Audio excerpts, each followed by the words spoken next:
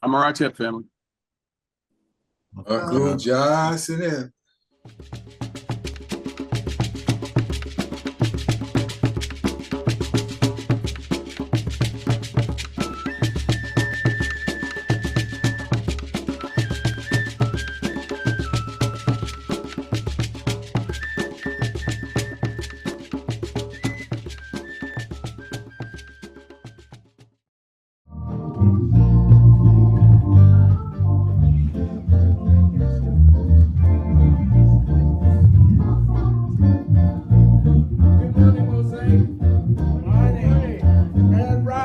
Grand Rising, Jose. Welcome to our service this morning. And I want to say to everybody, you know what time it is. Yes. Come on. It's time to stand like a people. You know it's time to stand like a people today. It's time to stand like a people. Stand up and say, no more wondering, we are finally on our way. Again, it's time to stand. It's time to stand like a people. It's time to stand. It's time to stand. Stand up like a people today. It's time to stand like a people. Stand up and say, no more wondering, we are finally on our way. First verse. Brothers and sisters, we need you all today. There's work to do as a people, and it won't go away. We're the chosen, called by heaven to do the work that must be done. Alive with faith and purpose to keep our people together as one. Come on, it's time. It's time to stand up like a people. It's time to stand like a people today. It's time to stand like a people. Stand up and say, no more wondering, we are finally on our way. Second verse. Our children need to see themselves in a much more positive light. To see that nothing is impossible when we try with all their might. We must build the schools and teach them that they're children of kings and queens. It's time to us to save them. Let us work and build and sing. You know it's time to stand like a people. It's time to stand like a people today. It's time to stand like a people. Stand up and say, no more wondering, we are finally last verse. Our mothers and fathers and elders, they have given us all they can. They stood up and fought to protect us in this hard and bitter land. Their trials must give us courage, every woman and man. None are free unless all are. We pledge our lives to take back our land. You know it's time to stand up like a people today. It's time to stand like a people today. It's time to stand like a people. Stand up and say, no more wondering, we are finally. Sounds of Maat, take it away. Yeah.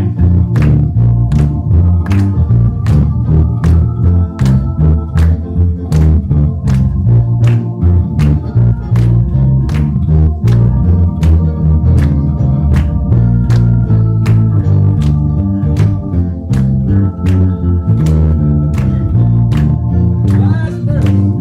Our mothers and fathers and elders, they have given us all they can.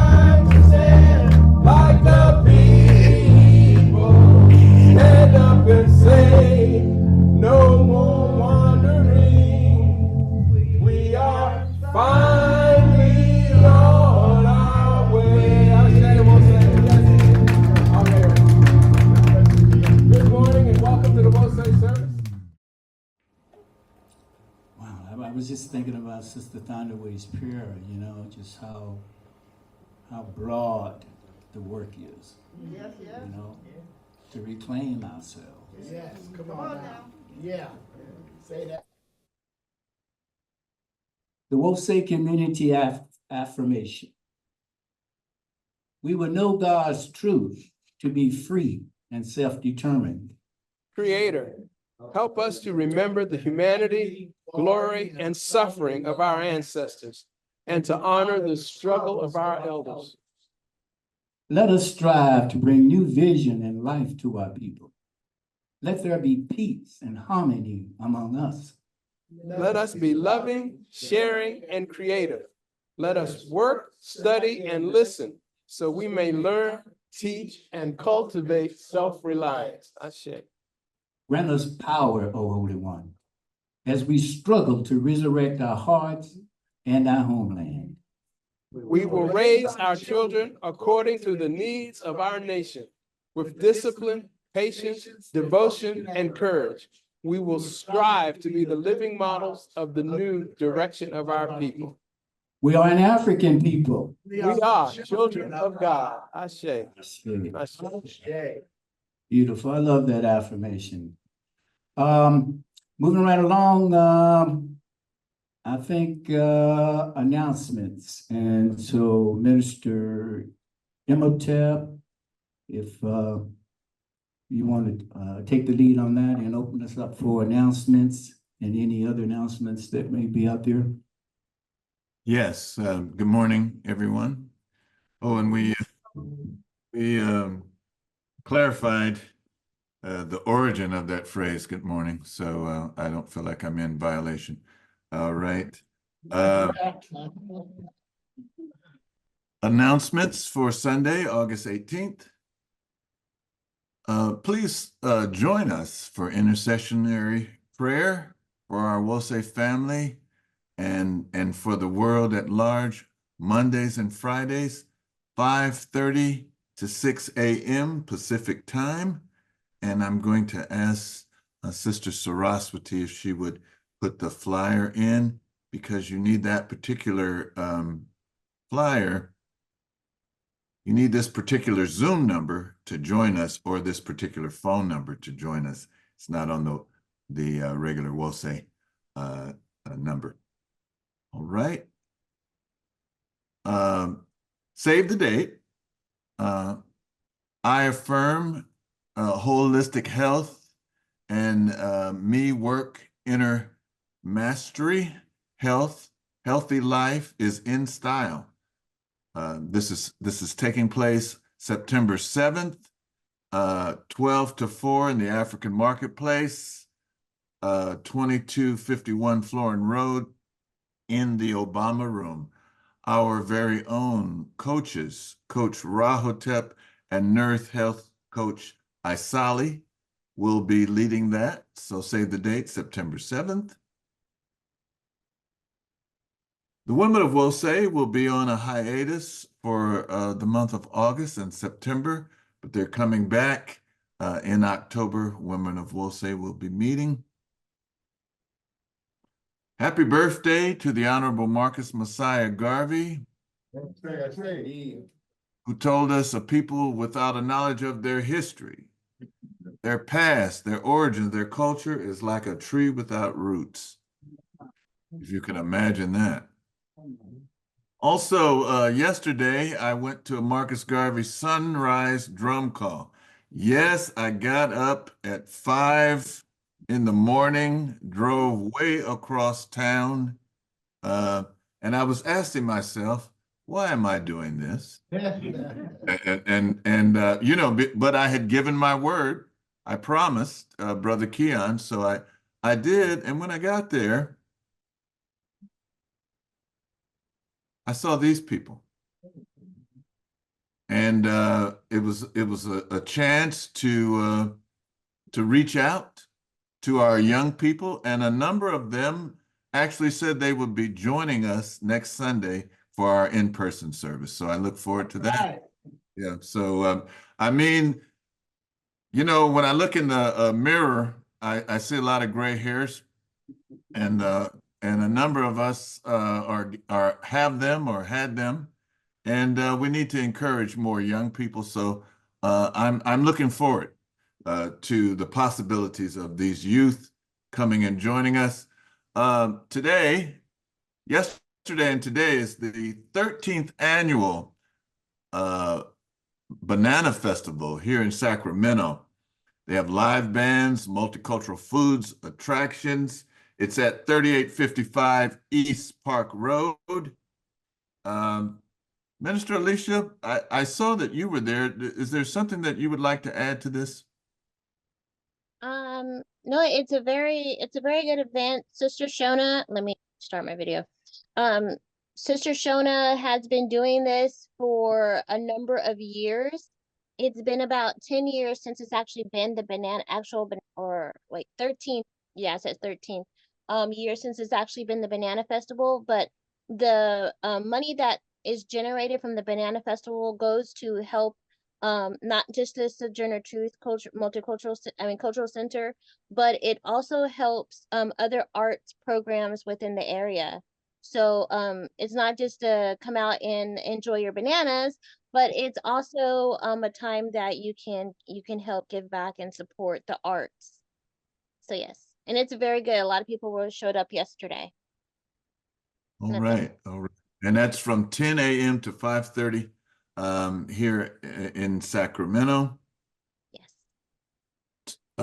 Next Sunday, we invite you to an in-person service. Come and join us for in-person service at our usual location that we've been doing for the last several months. In-person service next Sunday, 10 to 12:30 at the African Marketplace in the Obama Room. And that's all I have for now. Are there any other announcements? Are there any announcements from the gathered here? Oh, let me just also say, if you'd like for me to make your announcements, please get them to me the Saturday before, so I can include them. You know, I'm just kind of winging it. You know, I see different things posted, but if you have something that you would like, post it. Please send me a text or give me a call, and we'll include your announcement in the text. Thank you, Baba Katabasi. Yes, thank you, Minister Motel. And I encourage you all to take note of those announcements. And if you in a situation where you can go out and and support them.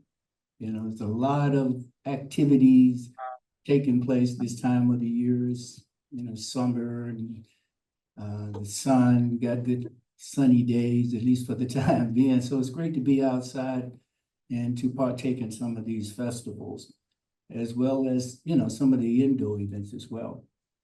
Okay, so right now we're going to move to some music. And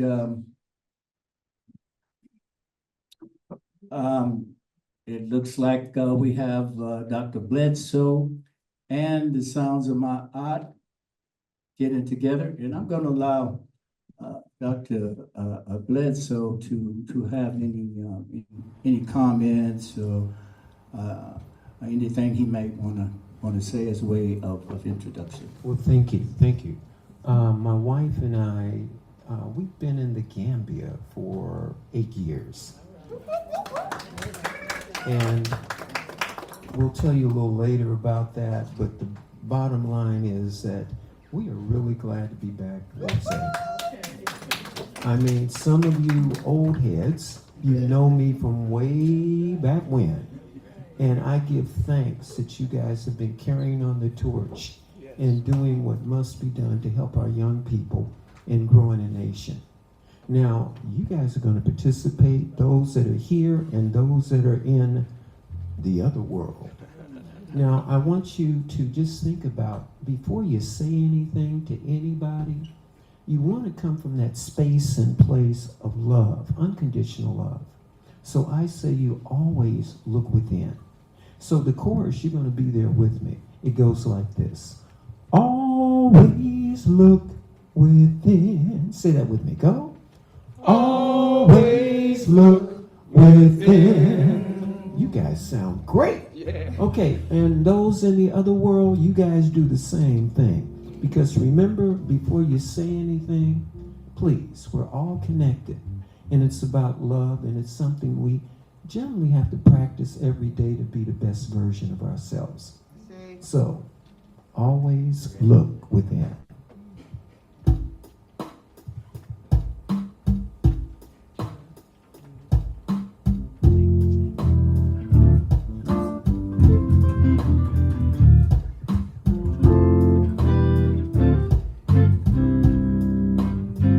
No matter what you do, ooh, ooh, how it appears to me, ooh, ooh, here we go.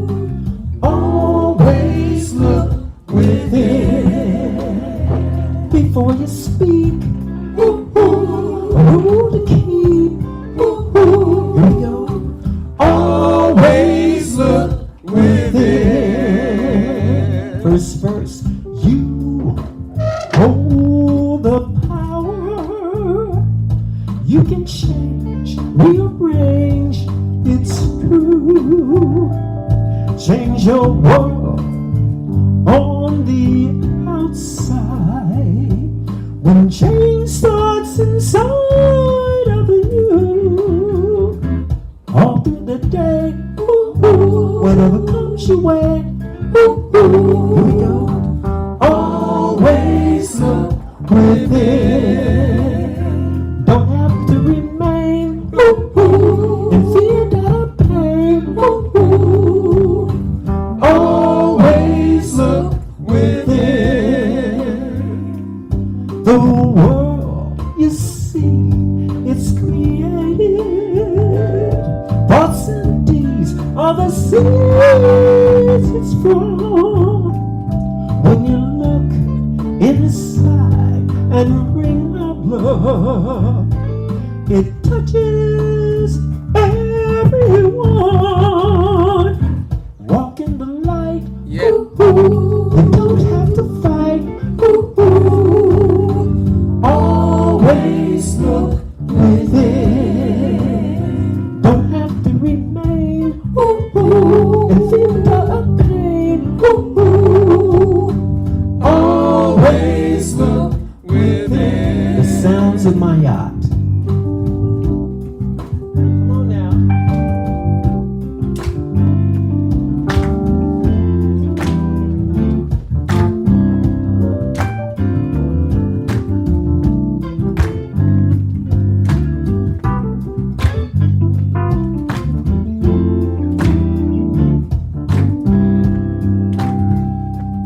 The world you see is created.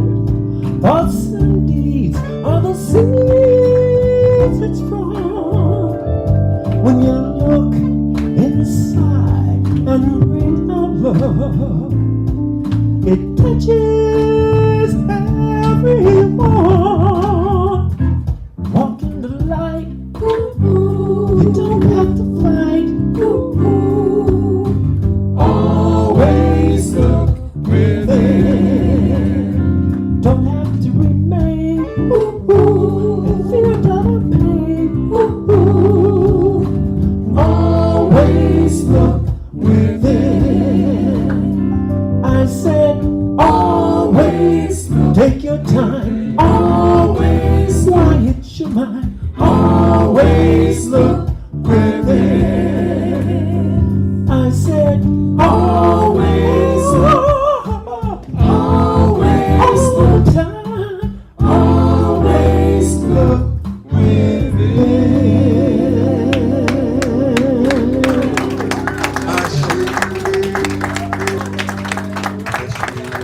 All right.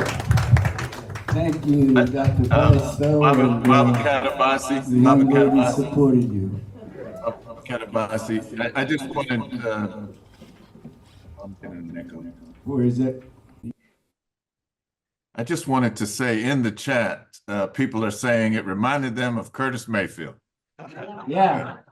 Give thanks. brother is- That was you're was definitely great. smooth. Love that sound. And it's been a great morning musically, you know, having the sounds of my aunt, having Dr. Bledsoe here, and you in the audience, you know, adding your voices. And also we have with us the To Be New Cultural Gathering, I say. Brother Bolden and Sister Zakia. You know, they've performed music for the Wool State community. Yeah, just stand up so the audience can catch you. Look at them. Yeah, give them a round of applause. Yeah, thank you. Yeah, it's great. Yeah, I mean, it's great having all this talent with us this morning. It's a blessing. And next, we're gonna go to another favorite part of the service that I just thoroughly enjoy. And there are many parts, but this is certainly one that is special to me. And that is the historical tribute. And coming with that historical tribute this morning is none other than our own Sister Keisha. Long-time Wool State member, Cornerstone Foundation member of the Wool State community here. We give thanks for her blessing and being with us. Yes. Good morning, Wool State. Good morning, Dr. Keisha. Grand Rising. Grand Rising. Grand Rising. This is the time in our service for our historical tribute. This is the time that we take every Sunday to remember a person, a group, or event that has made our walk a little easier, Yes. a little better. Yes. We understand that it is important to keep the memory of at least 7 generations alive in the hearts and minds of our people. Say that. We do not take lightly that we are standing on the shoulders of our mighty ancestors. Yes. But I want to do a little commercial before I start. When I first came to Wool State in 1982, all the historical tributes were being done by an incredible young man. He had embraced the innovative vision of Minister Calhoun and Minister Moncolisi thoroughly. Each week, this youth presented topics that were the road signs for Black excellence. Before others were doing historical tributes, he set the bar very high. As a result of his outstanding trailblazing and high standards from the very beginning, Wool State always hears the best of the best. For all those years, each presenter has understood the work and the importance of the task and has continued this tradition of excellence established by this very young person. Here's a photo of that young person that was taken in 1985.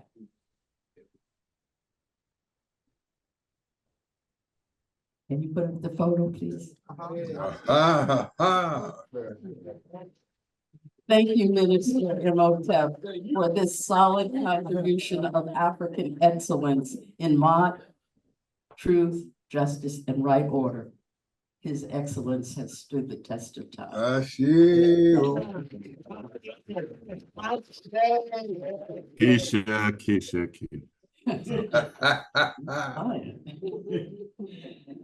Today is August 18th, Black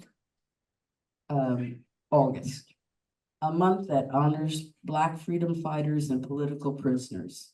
It is with honor that we say the name of the Honorable Elijah Muhammad, of the Honorable Marcus Mosiah Garvey, as yesterday was the 137th anniversary of his birth.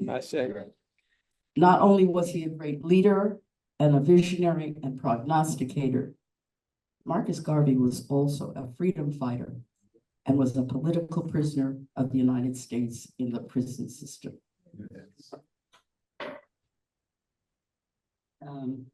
Each generation of freedom fighters in this country, from the beginning in the 1600s through the uprisings in the aftermath of the George Floyd murder and continuing today, have been met with police rioting, tear gas, physical abuse, and bogus arrests.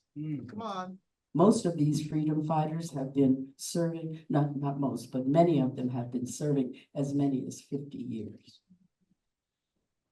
While claiming to defend freedom around the world, the US has hundreds of political prisoners, and the majority of them are people of color. Yes, yes. There can be a roll call of prisoners in the United States who are being kept there because of their political activities. We know the names of a few, including Assata Shakur. Yes. in Yes. exile with a $2 million bounty on her head. Yeah. Mumia Abu Jamal, Yes. Linda Peltier, Yes. Imam Jamil Al-Amin, Rochelle McGee, who they finally let out this year. Yes. He got out this year.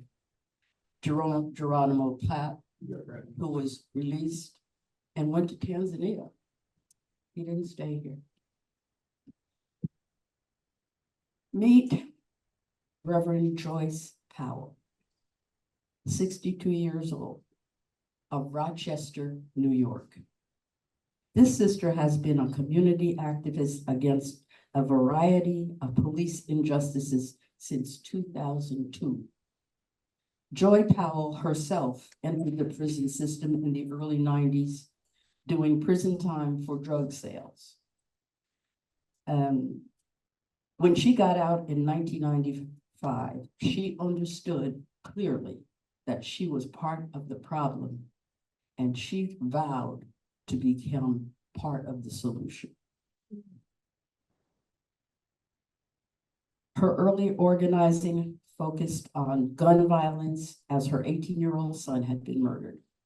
She ran a safe space for teenagers out of her beauty salon. I'm sorry, where she taught writing and art to cope with the emotions of developing young people. She just tapped into, that's what there were, so many of them were needed. She also taught them strategies for the de-escalation of violence among their peers. And she took them on trips to local colleges. As an ordained minister, Joy Powell also became a regular visitor to local Rochester hospitals and provided spiritual support for the patients. However, her focus shifted in 2002 from gun violence to police violence against members of the community. It was in August of 2002 that Lawrence Rogers, having a psychiatric episode, was killed in exactly the same way George Floyd was killed in 2022. They knelt on his neck. Reverend Joy began an intense campaign against police brutality in the Black community. She founded an organization, Equality and Justice for All, and led numerous marches and protests at the mayor's office, the city council meetings, and the Rochester Police Department. She was there with her people, protesting, demanding. Her group believed that the police department tampered with evidence in police brutality cases, and they wanted to stop. There were indications that in the Lawrence Rogers case, the evidence had been altered. No doubt, yeah. So the Equality and Justice for All group joined with Other groups to demand that the Rochester Police Department develop a specific team to deal with psychiatric episodes instead of sending in the police. The department did establish the emergency response team, but routinely failed to deploy it when it was needed. Yes. In 2006, Patricia Thompson was killed by deputies during a psychiatric episode that the emergency response team should have responded to, but they didn't. Equality and Justice, the group, immediately began to protest Thompson's shooting and to put pressure on the police department about the use of force instead of the emergency response team. Well, when her work turned from gun violence to police violence against the community, her good relations with the department changed to her being warned that she was now a target of the Yes. police department. Yes.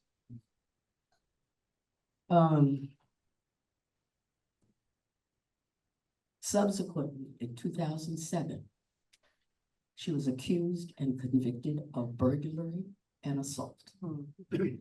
Reverend Joy has repeatedly denied the charges and has solid evidence that she was someplace else at the time of the burglary. Nevertheless, she was convicted on the statement of an accuser whose statement also had been changed. Additionally, the court did not allow the jury to be informed that she was a practicing minister and that she had done extensive community work. The jury never heard that. She was sentenced to 16 years in prison. While Reverend Joy was serving time, another case was brought against her. She was charged with a long time past murder in 1992, to which she maintains her innocence. Reverend Joy was convicted of that based on a cassette tape found in her car when she was rapping, and the police said that rap was her confession. Stop. She was, and also there was a jailhouse informant who said, oh yeah, she told me she did. The jury was only able to read a transcript of the tape and never heard the audio of her so-called rap confession. She was convicted and sentenced to 25 years to life. Wow. She has been studying to be a paralegal so she can help in her own work to overturn these illegal convictions. She has a team of people who work with her. Joy is an active Pentecostal minister and has worked tirelessly in the Rochester Black community for the families of people unjustly victimized by members of the Rochester Police Department. She was in the process of attempting to file criminal charges with the State Attorney General of New York against deputies of the Rochester Police Department. She was to the state level. Well, during this time, she was trying to file a complaint with the Police Department Internal Affairs that a member of her congregation was the victim of racially motivated harassment by the police. The police deputies assaulted her, threatened her, and then lodged this burglary and assault charges against her.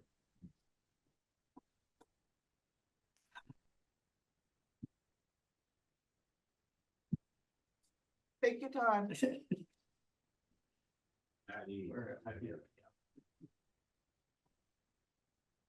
There she is. Powell's story can be critical to galvanizing the public around the issue of Black women political prisoners. Yes. We know about the cases of Assata Shakur Yes. and Angela Davis. Yes. But too often the discussion of Black women political prisoners ends with that, with those two. Additionally, her story is highly illustrative in highlighting how incarceration is used to destroy political dissent. The Rochester Police Department has a guarantee that Reverend Powell and her bullhorn and demonstrators asking where's the emergency response team will not bother them anytime soon. They got her safely in prison for a long time. And is this tribute merely a salute to the work and strength of Reverend Joy Powell and another Ain't It Awful session? No. This is a call to action. Yes. Joy asked the question in an interview, do Black women political prisoners matter too? Our response must be a resounding yes. Yes. Yeah. Yes. They Yes. matter. Yes. What can we do? I've been reading a lot and delving into a lot this week around this issue. And I find that the first key to answering in the affirmative is building relationships with the women inside. The United States of America presently has over 230,000 women and girls in the prison system. Wow. Wow.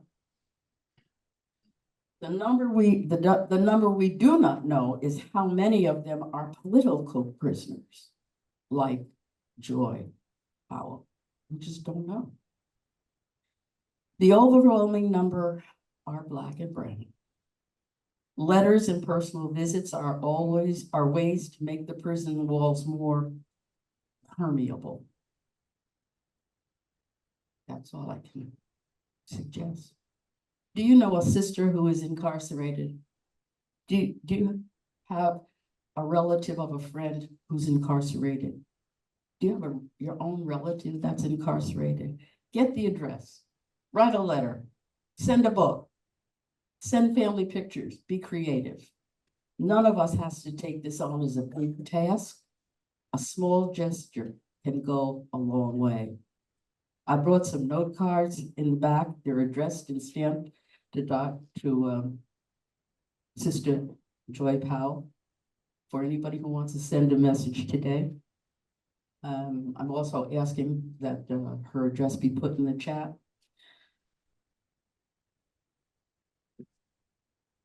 And there's a picture of her. Send a mail to her. Today's historical tribute and the Wosei service are dedicated to Reverend Joyce Powell and to the many female Black political prisoners whose names we know That's it. and whose names we do not know. May their strength, their successes, and their sacrifice live long in the hearts and minds of our people.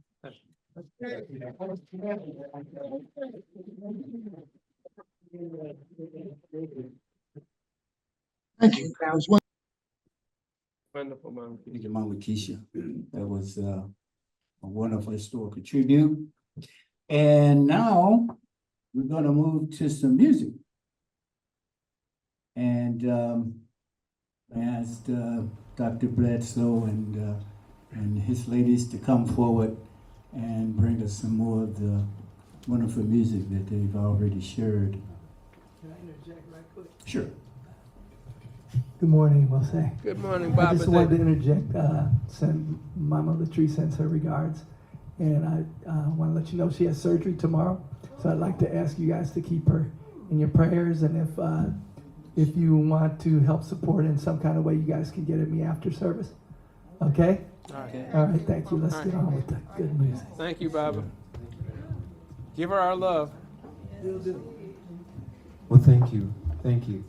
So far, are you enjoying the service? You know I can't hear you. Okay, well, this song we're going to sing now, it's my signature song, And I am so pleased, happy, and thankful that artist Joyce, one of the people on our recording, the original, is right here. Give him a hand. I say. And this one is Love is the Answer.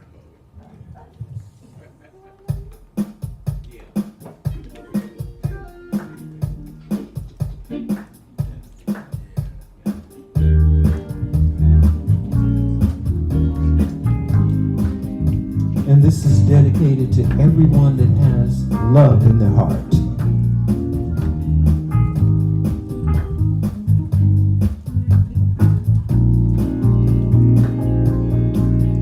There are times you wonder what life's all about. Question the things you've been taught, and the answer comes to you. It's so true. It's love. Why do the birds sing a sweet song? Love is the answer. Why do I try to learn right from wrong? Love is the answer. Love is the answer. And when we seem to understand, we're all in a master plan. All part of the wonder we see, and growing in life is a key. We're all part of the whole, what we call love. There are times you wonder what life's all about. What's the things you've been taught, and the answer comes to you. It's so true, it's love. Why do birds sing a sweet song? Love is the answer. Why do I try to learn right from wrong? Love is the answer. Love is the answer. And when we seek to understand, we're all in a master plan. Oh, wise, you see, coming down for you and me. We're all part of the whole, what we call love.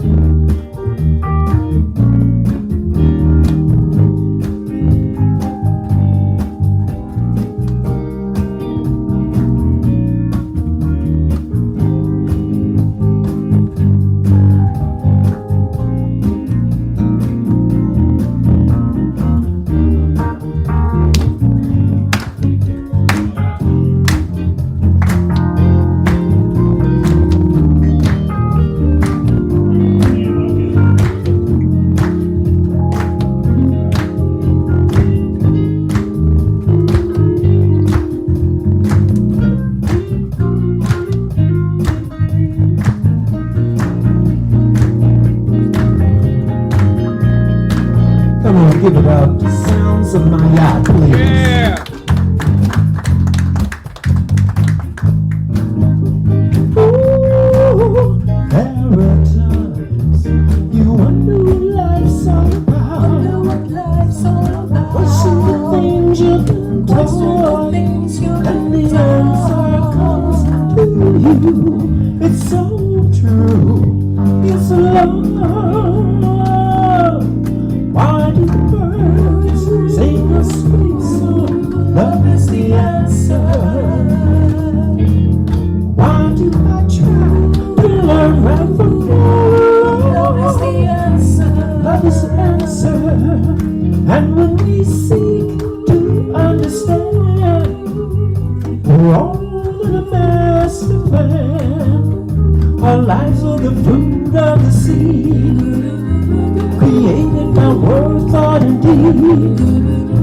We're all part of the whole, what we call love, what we call love, what we call love.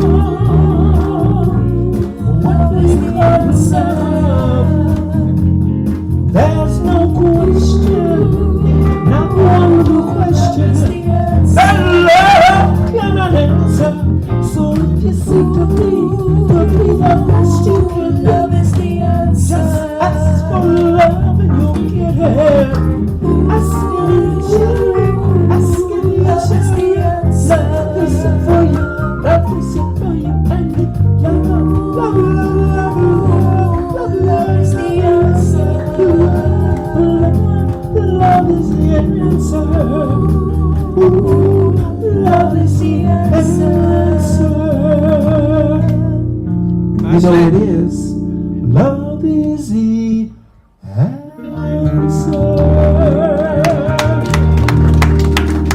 I say.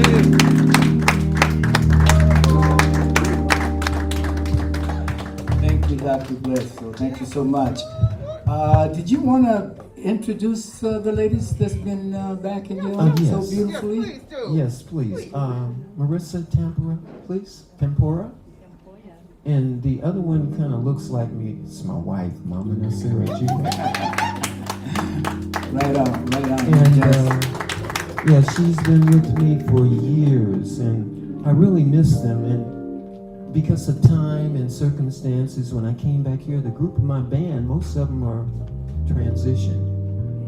Alton, could you stand up, please? This is one of the brothers left. Give him a hand.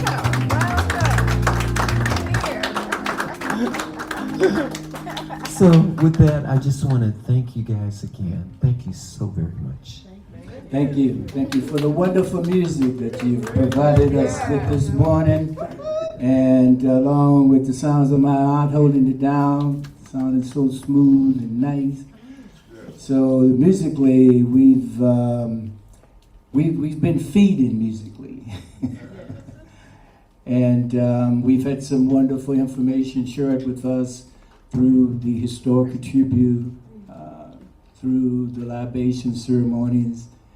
You know, here at the Wose community, it's all about love and the reaffirmation of ourselves and our people. And so that's the progression that our services take each week. And so you're always invited to come and to share with the Wose community. Yes. Typically, there's different things taking place here, and you can never really be quite sure. But one thing for sure is always that the music is always good. Yes. All right. And so next, we're going to go to the litany of sacrifice. That's that period in the services where we take the time to give back to the community a portion of that which we have earned for the week. Here at the Wose community, we, of course, are a self-sustaining group. And so we do need the support of our members to support our work and our services and our efforts here. And leading us in the litany of sacrifice is another one of our foundational members of the community. Long-time member, Mama Pal, please come and lead us in the litany.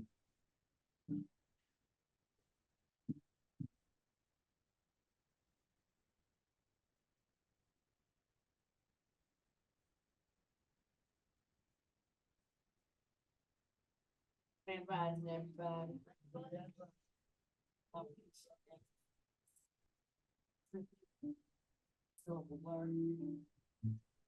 She needs to talk in the mic. I can't hear.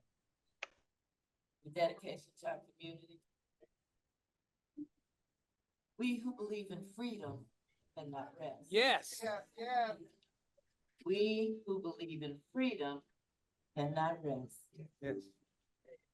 This is the time of our litany of sacrifice. And this is also a time that I don't know about you, but I'm really excited about what's going on in our country right now. And I know we're not always political, but I don't know, I'm gonna just have to say, we're excited. Yes. I'm excited. Oh, man, I appreciate that. What are we ready? Are we here to support our community? Are we prepared in support of our community? Have we honored the master's plan? Our constitution here at Wolfson Community Church talks about tithing, giving of time, talent, spirituality, money, services. Are we ready? Are we ready to build our community? Ileoma Day starts Yes, in a couple of weeks. yes. We are raising our children according to the needs of our nation with discipline, patience, devotion, and courage. Yes. Are we ready? Yes. Say that. We are raising our children to take on the banner, the baton, the leadership. We have planted the seeds. We are nourishing our crop. Are we ready to pass the baton, to pick the vegetables of our community? Are we ready? Yeah. Are we ready? Yeah. This is the time of our service where we talk about tithing. Tithing of money, tithing of your talents, tithing of your time, tithing of your, how do you say, the roots of your labor. Yes, Ileoma Day is opening in a couple of weeks. yes, If you have time, talent, watching our children grow, making sure you're pouring the water, making sure that you're getting rid of the weeds so that they can grow healthy, Mhm. right? Who is Ileoma Day? Ileoma Day is the house of the children That's Shay. here at Wolfson, that the seed was planted right here. We're going into our 33rd, 35th year, 35 years, just imagine. This building, had it not been for this building, we don't know if we could have put in 35 years. Yes, yes, We have our own house. yes, We have our own house. Yes, yes. We don't have a mortgage yes, because those of our elders and ancestors made sure that they planted the seeds, yes, grew the crop, nurtured us, so that we can stand here and say, your sacrifices have not gone in vain. yes, Are we ready? yes, yes, This is the time of our service where we show not only that we are ready and prepared, but we are making, and I don't want to use the word sacrifice, because we're not sacrificing to raise our children. right. Say that. It's not a sacrifice. It's a love. It's a need. It is an actual demand Yes, that we're making of you. And honor is the right word. Our pride, our dignity, our seeds, our children. Because we know that the public education system is not teaching our children the way they should be. They're closing schools. They're closing schools. And then they figure that parents have to find where to send their children next time. And oh, by the way, there's 30 to 40 children in a classroom with one teacher, yes, maybe two. yes, Ileoma Day has 10 to 12 children at the most, teaching our children. And oh, by the way, we have 100% acceptance rate. 100% acceptance rate of anywhere they want to go. yes, We have high schools and colleges knocking at our door. We want your children to make our school. Are you ready? yes, This is the time of our service where we pay homage and we say thank you Thank you, O Holy One, for the gifts that you provide for us to make it possible for us to do what we're supposed to do. So please, I only gonna ask me 3 times. It's supposed to only be what, 3 minutes? About 5, 8 minutes ago. Are you ready? Let us stand. Ashe, Mama Pam, Ashe. Oh, hey, Minister Michael. Yes, indeed. Yes, I indeed. know that voice anywhere. Time to put it on the screen. Here it comes. Wrong one. Are we ready? Are we ready? Sorry. That's right. Save us. Oh, Save us By your by your name. name. Vindicate us by your might. Hear my prayer, divine God. protection. Listen Listen to to the words of my mouth. mouth. How How can we repay the Holy One for the gifts that have been given to us? We We will will lift lift up the cup of salvation and call upon God, our ancestors. We will fulfill our vows to our Creator in the presence of all of our people. Gladly we bring our sacrifices to you. We praise your name, O Amin Ra, for it is good. Umoja, unity. We will strive to maintain unity in the family, the community, and the nation and race. Kujichagulia, self-determination.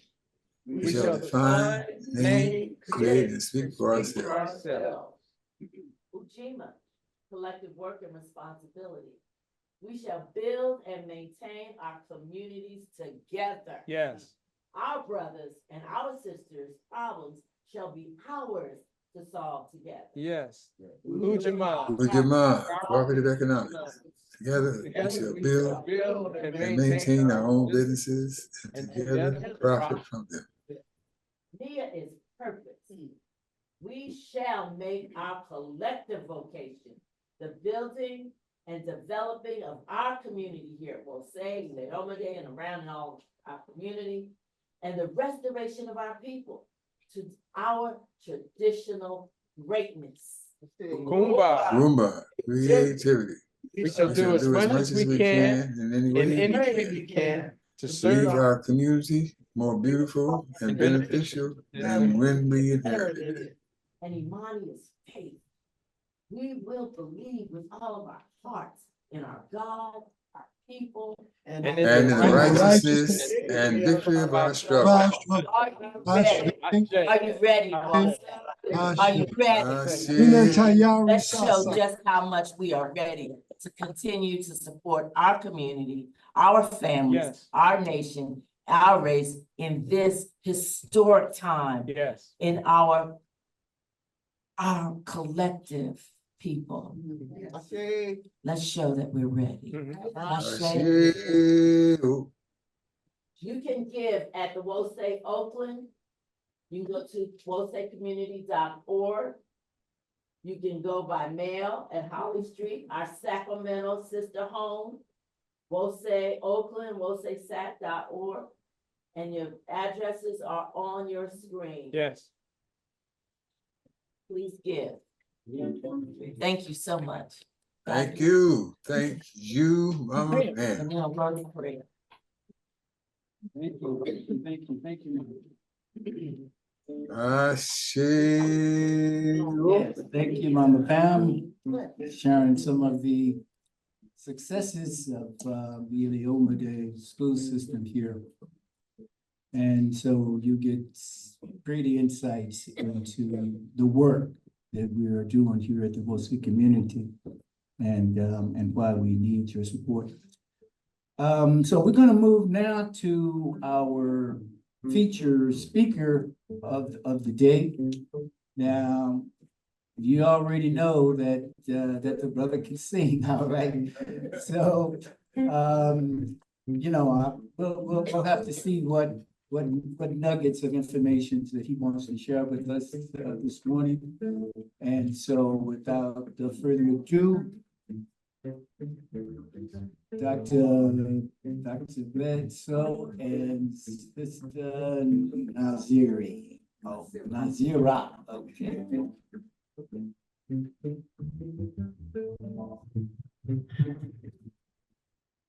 Well, thank you again. Thank you. For those of you that don't know, my wife and I, we have been in the Gambia for 8 years.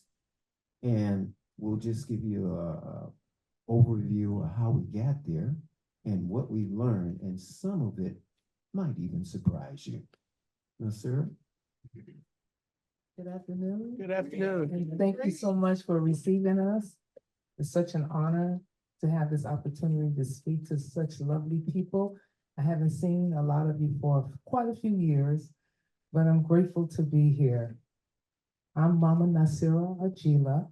I'm originally from San Francisco, and I'm looking forward to going back to San Francisco maybe in a year.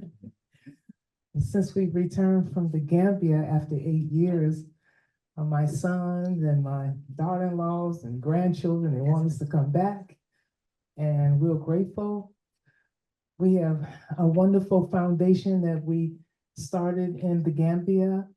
We took our lifestyle as plant-based vegans and changing our way of life and helping young people to carry this lifestyle on from generations to generation. Now, briefly, I'll tell you how I met this lady. Music, you know, I have it, and apparently a lot of people like the music because I had it in a lot of libraries. And when I would go there, they let me, your music's gone again. So I'd have to replenish it. And this one time I was in what they called Eastmont Mall. And that's when I saw this beautiful lady. But anyway, she was married, but still I can appreciate, okay? And I talked to her, and I even gave her some of my music, and she said she'd listen to it. And I hadn't seen her for a couple of years. Then I saw her again in the bank. And I asked her, I said, hey, how you doing? She said, oh, I'm doing fine. I said, how'd you like my music? She said, oh, yeah, it was not. She lied. Anyway, she ran to the parking lot and where her car was, and she listened to the music. So when I saw her again, you know, she had her game down. Well, I basically was at a studio in San Francisco, and I called her. It was about 2 o'clock in the morning when I got out and asked if I could come over. And she said I could. And when I got there, this sister had chopped up so many different vegetables and put them all in separate containers. And I said, glory be to God. Because my mother reminded me, she said, son, you guys have got to learn how to wash, how to change the diapers, how to hang out the clothes. You guys got to learn how to cook, because the women they got now, if you're, she said, your can opener broke. You probably both starved to death. So when I saw that, I was delighted. And then I jumped in. And she was delighted too, because I guess she wasn't used to somebody who could do the dishes and cook and stuff. So I left a very favorable impression on the sister. Mama Nasir? Well, that was interesting that he said that. I was up this morning at 5 a.m. and he had to get up too, because we also wanted to contribute a dish as well. Because I understand that some of you were going to prepare food or have prepared food, and we're thankful. And I told this man that it was wonderful, that I think this is the best job that he has had throughout his life. And he does it so naturally and so quickly. But Is that because I work for food? yes. Okay. Also, the reason that I am so involved with food is because I got sick at the age of 19 with hepatitis B. I was in college, going to fast foods and eating hamburgers and all of that, sodas and potato chips, and stopped eating my mom's food when she didn't work. So every day she cooked a good home cooked meal. And my father was a carpenter. And leaving that, I left healthy. But then within a year working at the University of San Francisco as a medical lab tech, I stuck myself with a needle after drawing a patient's blood. And that's the beginning of the journey of over 50 years of preparing food on my feet, 8 hours at times during the week, working, going to school, and eventually raising children. And it's been a blessing and a pleasure that I share this knowledge with friends that I grew up with and have saved a lot of them from eating the food that that's not going to give us a long life. Now, when I met her, she was catering to people, and she had a lot of people. I mean, she was working, and after work, she'd be doing it.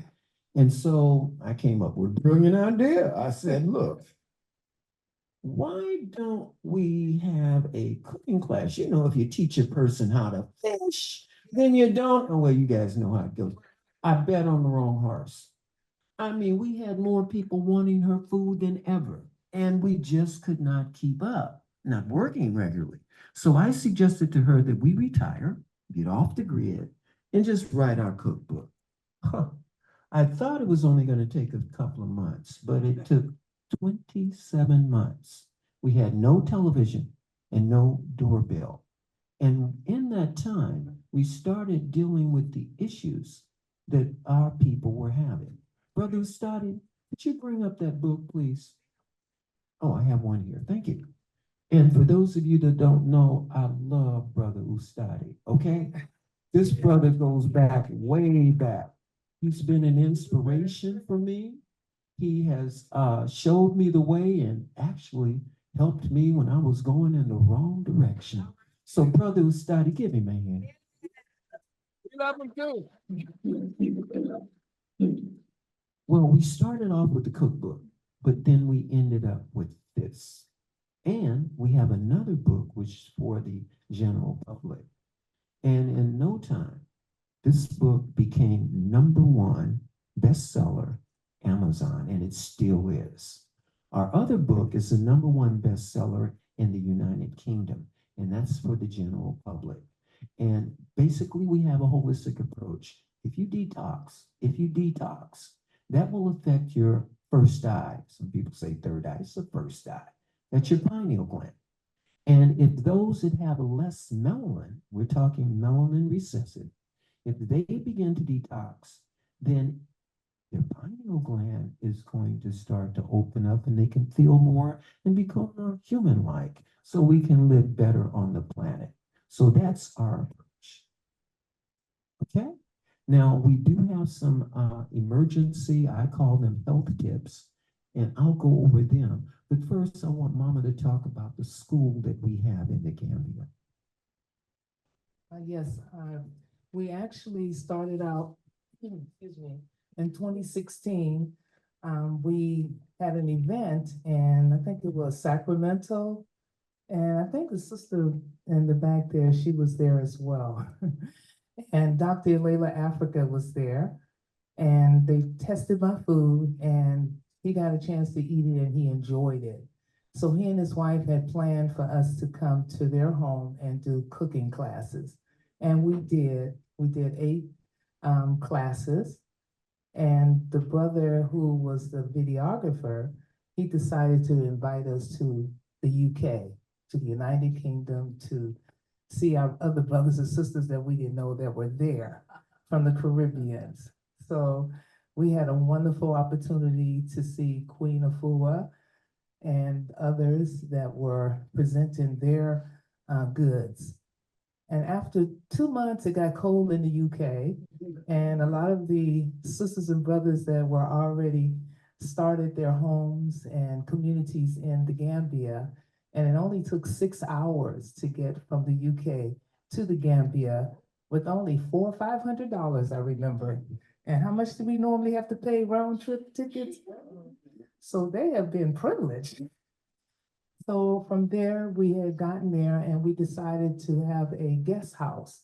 So we were able to get a guest house with 6 bedrooms, 4 bathrooms, and it cost us under $4,000 a year. And we were inviting all of you, but a lot of you weren't able to come. But we're looking forward to continuing this journey. And we've been training Gambians, some from Sierra Leone, Liberia, Nigeria, and some of the Americans. Some people, they come and they stay a week or 2 weeks and they detox. And I notice after I see them, they don't look the same anymore. So we give thanks for helping people there in the Gambia. And this is something that we would like to do starting in San Francisco, my home. So just, put a lot of good love and prayers out there for it to happen here in the Bay Area. Now we have some health tips, okay? I'll just give you some. Most of them are in the book, but I'll just start off with one. If I step on any toes, please forgive me. Microwave. Thank you. Thumbs down. When you put your food in the microwave, about 98% of it, the nutrients are gone, and you end up eating dead food. So your body has to take the nutrients from your minerals in your body in order to neutralize the acidity. And over time, your body gets weaker. Some people end up with weak bones they call osteoporosis, but it starts with the microwave, okay? The other health tip, oh, this is gonna get a lot of you. Please forgive me, I'll just put that out there at first, okay? Meat. Now you guys know our teeth ain't made for no meat, ripping and tearing and all that good stuff. You guys know that. Our digestive tract is not for it. It's not made for it. You guys know that too. But what I wanted to point out is that when you eat meat, it destroys an amino acid called lysine. And lysine regulates your pineal gland. Okay? Yes, indeed. So, another health tip. In the Gambia, some of you might know or be familiar with what is called a tire. And a tire is like 2 whiskey shot glasses, one filled halfway with white sugar, and the other half has tea, and normally the tea comes from a package made in China from not the best water, believe me. And they take their shot glass and the water and the tea, and they go over until it gets real sudsy. And when they feel the time is right, they shoot it down, okay?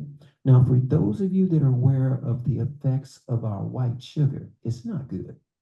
And one of the things it does, for those of you that are interested in your manhood, well, it ain't happening. And as a result, some of those guys have fights or arguments or disagreements with the first wife, and instead of rectifying it in the right way, they go get another wife. So now they've got not one problem, but 2. Some even end up with 3. And today you can go to many of the compounds in the Gambia.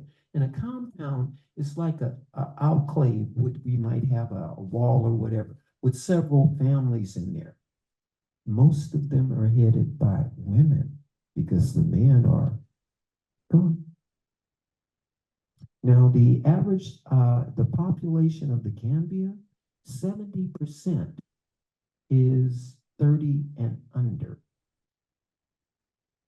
Mama Nasir and I have been dubbed with the responsibility of speaking regularly at the colleges and the universities in the Gambia because they know they're the future of the country and they want them to be positively impacted by the information that we give them.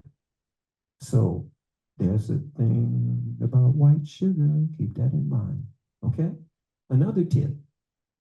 I don't want to give too many tips at once. I'll just give one more and you got the book, okay? The other is soy. Yes, I said soy. About 19 92, there was an explosion of soy products. We had soy ice cream, we had soy wieners, we had soy this, we had soy that, we had all kind of soy, right? You guys remember? Yes. Well, a lot of people that were looking for a more healthier alternative, many of them eating that soy, they made their transition. Many had cancer. But the truth didn't come out until starting to come out now. Now, soy, the word on that was that Asians and they eat soy, they live longer and they're healthier, but they don't tell you the other half. And that is they don't eat much of it. And the soy that they use, they take it through a fermentation or a process where they take out a lot of the contaminants. Okay? So if you are eating tofu, that's not the thing to do. Can I say that again? If you're eating tofu, that's not the thing to do. Now, the other that goes with that is vegetable oils. Don't it sound healthy? Vegetable oils. Okay? You're looking at your corn oil, safflower, all of those oils that come in the bottle that seem to be, you can see that are, they're called industrial oils. Why? Because they're processed. The omega fats that are in there, they turn rancid and they smell horrible. But what do? They put in chemical deodorizers so you don't smell it. Okay? And when you do eat it, not good for the body. It's not good. But you have so many people that are, I would say they're vegan and they use the vegetable oils. Why? Because it's cheaper. So if you're trying to be a vegan and you go to these places that are just coming out like it's a rave, ask them what kind of oil you use. If it's not extra virgin olive oil, or if it's not coconut oil, or if it's not palm oil with the kernel, leave it alone. Okay?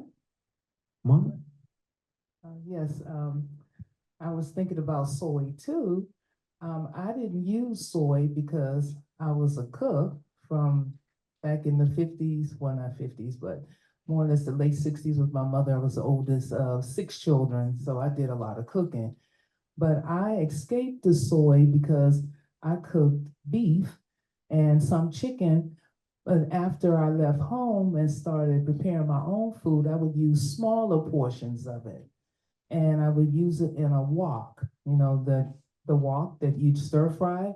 And from doing that, I believe that helped me a lot because you have to start somewhere. Yeah. You can't just, wake up in the morning and say, I'm gonna do something and it's gonna happen. Right. It's 50 years for me to get where I am today.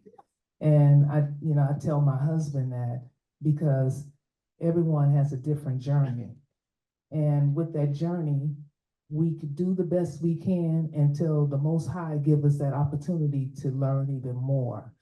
And this is what I tell people when I'm teaching them, is you do what you do right now. You can take out something, transition maybe from the cow's milk to almond milk or cashew milk or any of your nut milks. And it's just as good or it's even better. So it's in the book that you take your time, you go through it, and you can make your own changes as you go on. And we can all see 100 one day or more if we cares to. Now, the other thing, some of you might find this a little disturbing, but the Kunta Kinte family, you guys heard of Alex Haley, we know them. In fact, one of the members is one of our regular drivers. And if bloodline has anything to say with it, they're like everybody else, lying, cheating, stealing, and I'll do almost anything for money. Now, for those of you that did not know, the book Roots by Alex Haley, it was a novel. Can I say that again? A novel. It wasn't a true story. And not only that, he was sued for plagiarizing, taking it from another book, the stories, and it was settled out of court. I did some research, and I know Brother Ustadi talked about Goree Island. We've been to James Island. We've been to all of those. I've seen the maps. And the work that I did was about Christopher Columbus and his brother Bartholomew.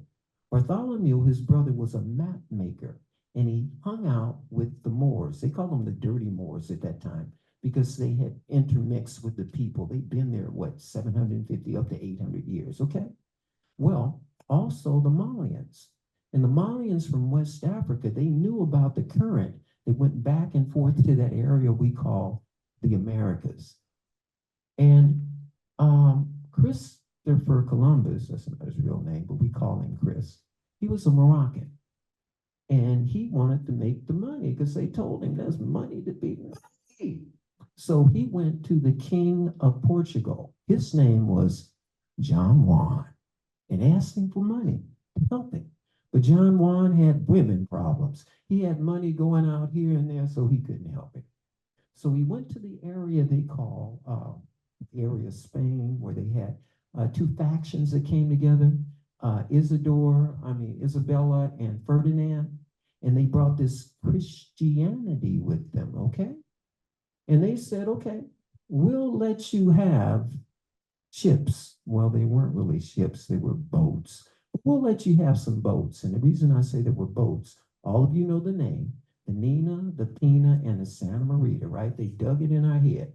Well, only one had two oars, or the sails. They only had one post, the others. So these were boats. They went along West Africa down to Mali, where they were directed to go across the currents, which they did, and they went to the Caribbean. And that is where they extracted a lot of our people from the Caribbean. And they went along the West Coast. Some of them were used as slaves. Many of them went to Europe, where they were used as slaves or food. They got some good cookbooks on how to do, you guys, okay? And that is why there is an interesting relationship we found between the Caribbeans and the Europeans, not to mention the Africans, because they have a certain love for Europeans you would not believe. And many have tried to propagate this theory that all of us Native Americans came from Africa. Some of us may have, but the great majority came from the Caribbean. Why?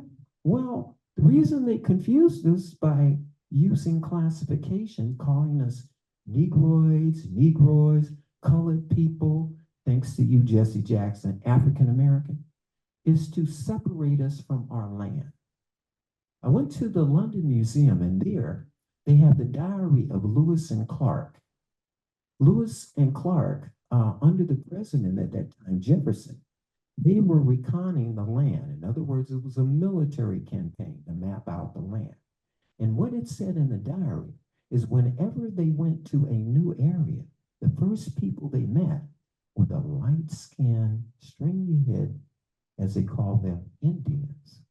And they took them to the people that were in charge. And they were the dark, curly-headed ones, okay? And it seems to me that over time there was some cahoots that went on, because what we have is, even today, we only have one casino that's owned by a Black tribe or group, and that's in Arizona, and they had to fight like hoop-de-doop to get that. Also, have any of you heard of the $5 Indian? Okay, do your research, look up dolls. You'll see for 30 years, all you had to do was pay $5. It just ended in 1931. $5, and you get all the rights. Everything that an Indian gets, and folks have been getting that for days, okay?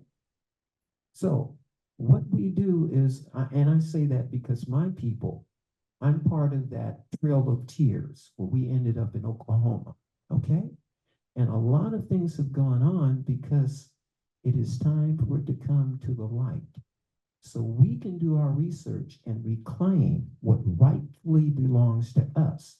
But if you don't know, you don't know. So I just wanted to point that out to some of you, because a lot of us Native Americans, We go over there, hit the ground, snotting and crying, oh, Mama Africa. Research. Mama? Oh, yeah, that's interesting. I noticed also my experience with my passport, it doesn't say I'm an African American. It says that I'm American.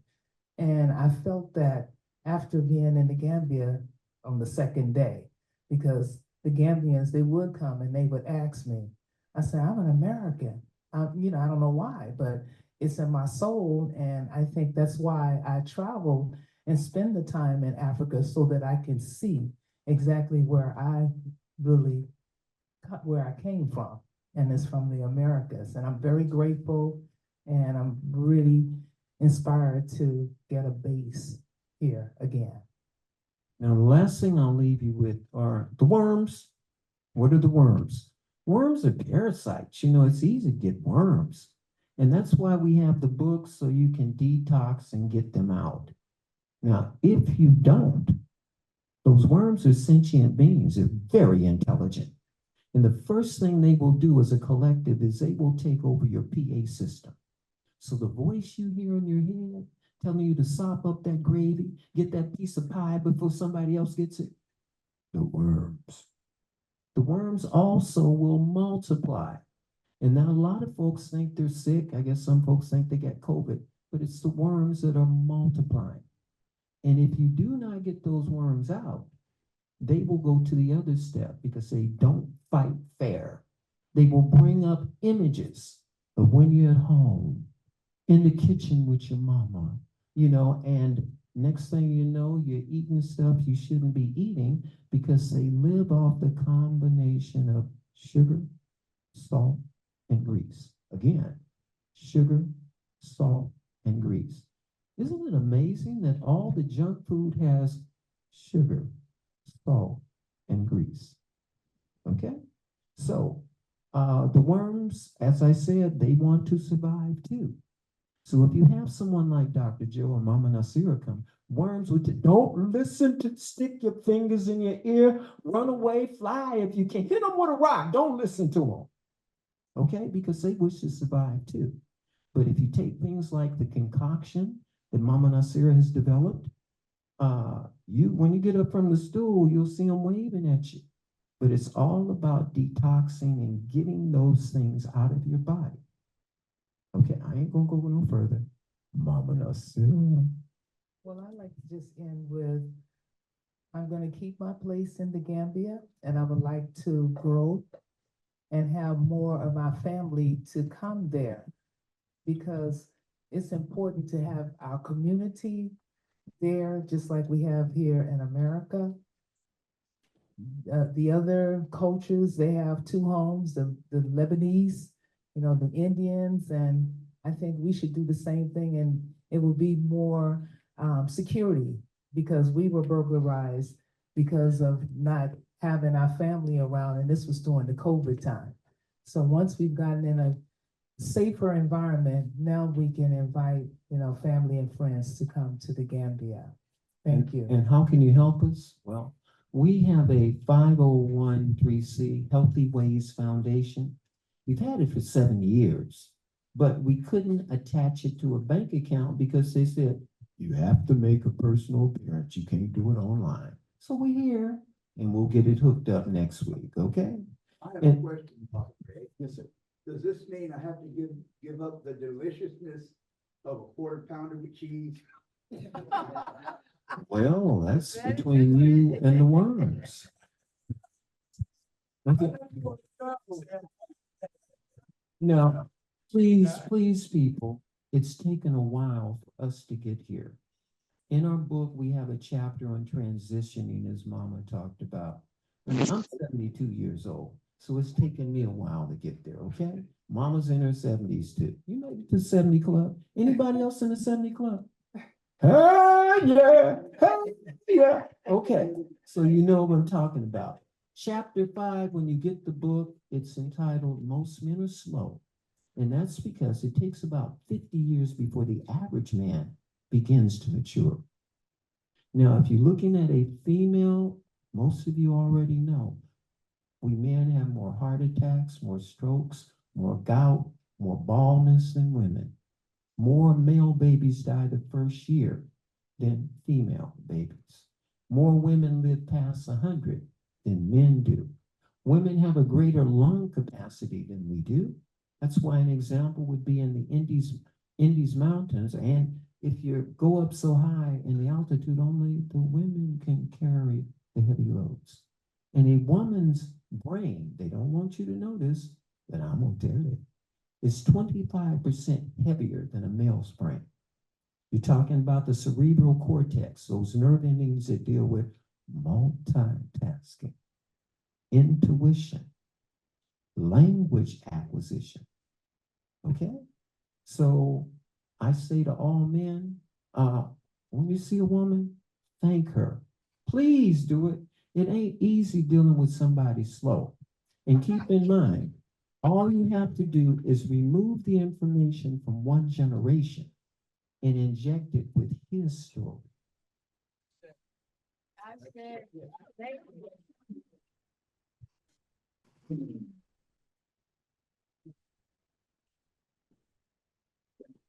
I say, Dr. Gregory Joe Bledsoe and his Queen Mama Nasir. Let's hear for him. Hey, very good. Thank you very much. All the way from the Gambia. And we got them thanks to Brother AJ in the back. Brother AJ is really colorful. Now, I have my copy of the book. Right? And I've heard Dr. Gregory Joe. I've heard him before, so I gave up tofu a long time ago. Thank you. And I only use olive oil. You know, I cook quite a bit. And I'm 75, or at least I will be next week. So I'm recommending, he didn't say it, but I'm recommending this book. You know, it's, when I bought it, I thought it was a cookbook, and it's way, way, way more than a cookbook, right? I mean, it talks about health, it talks about nutrition, it talks about food, it talks about how to live, right? And so I recommend it highly. I think you have books in the back, right? Yes. If you want to get one today, you can get one, and we'll figure out how you people online who want a book will figure out how you can order a book online. Okay, now,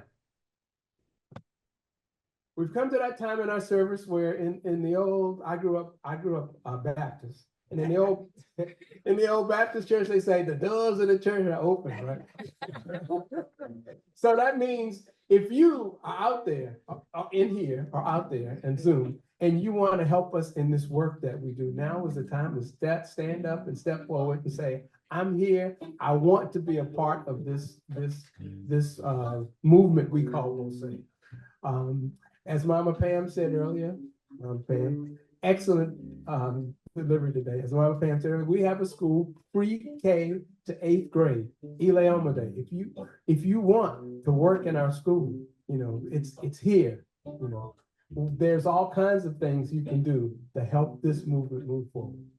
So I don't see anyone here stepping up, and I can't see online, but I'm sure there's nobody online. I mean, I'm not that I'm sure, but if you're online, step forward, and somebody online will get your name and number. Okay, and now as we come to a close, I'm going to ask, I love the tones of the sounds of Maat behind me. We're going to ask them to play our traditional closing song, the Black National Anthem. We're only doing one verse today. Okay, we have cards. Mama Keisha wants to do, I'm one of those people who always does what Mama Keisha wants to do. We'll only do one verse today, and we'll set it up so that in the future we'll put more verses on the screen. And before we go to the song, I have to, so that you can be heard on Zoom, I have to go change the computer setting. So you start the song and I'll be back. And I'm gonna ask everybody to stand, and if you want, come forward and sing, lift every voice with us.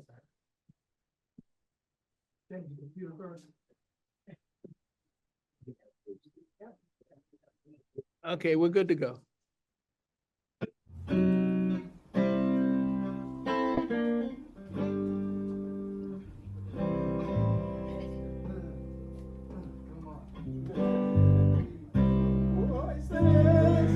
Don't be shy, come on up. Ring with the harmony.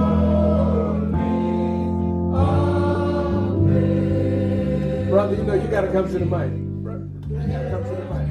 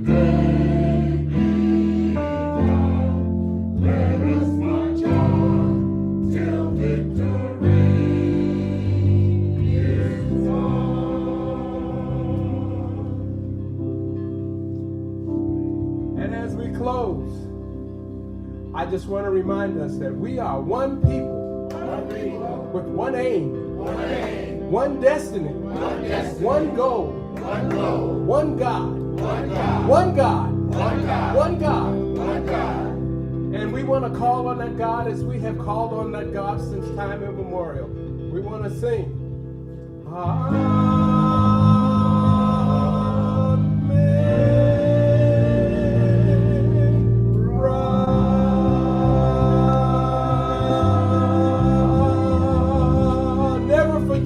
You are the most beautiful people on the face of this earth, I say.